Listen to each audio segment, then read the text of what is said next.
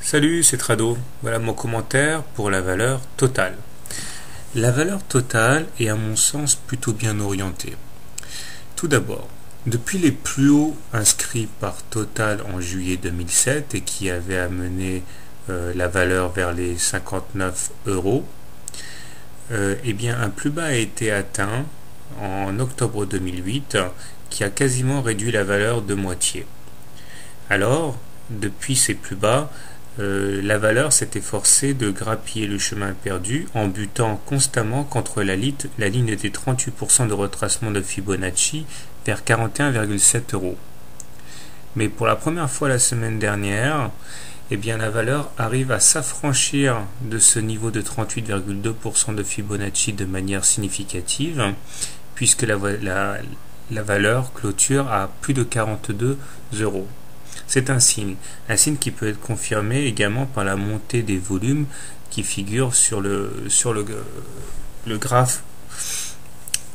De la même manière, on voit que les cours sont inscrits dans une grande fourchette d'Andrews rose dont la médiane, c'est-à-dire la demi-droite du milieu, invite les cours aux alentours de 45-46 euros. Ce serait l'objectif naturel de la hausse. Par ailleurs, il semble qu'un canal mauve ascendant encadre les cours et la borne haute de ce canal ascendant emmènerait la valeur au minimum vers 49-50 euros au cas où le haut de ce canal serait rallié. Un petit coup d'œil au niveau des indicateurs montre que le MACD est très bien orienté puisqu'il est en train de nous gratifier d'un non-croisement de signal, à savoir donc on se situe au-dessus de ce signal.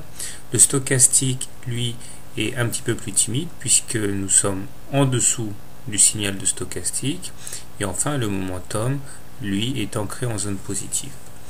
Alors, si on veut trader Total dans le sens du short, je pense que le plus intéressant à faire ici est de shorter sur les niveaux actuels avec pour objectif le retour sur le bas de la fourchette rose aux alentours de 32,3 euros avec un stop loss au-dessus de la médiane, c'est-à-dire vers 46-47 euros. Le ratio gain-risque serait très intéressant. Si à l'inverse on pense que un trade long se justifie, je pense que l'on peut rentrer maintenant long avec un stop loss sous le niveau des 41,7% de Fibonacci, mettons 40 euros, et un objectif qui serait le niveau suivant de Fibonacci, vers les 50% de retracement, à savoir les 45 euros.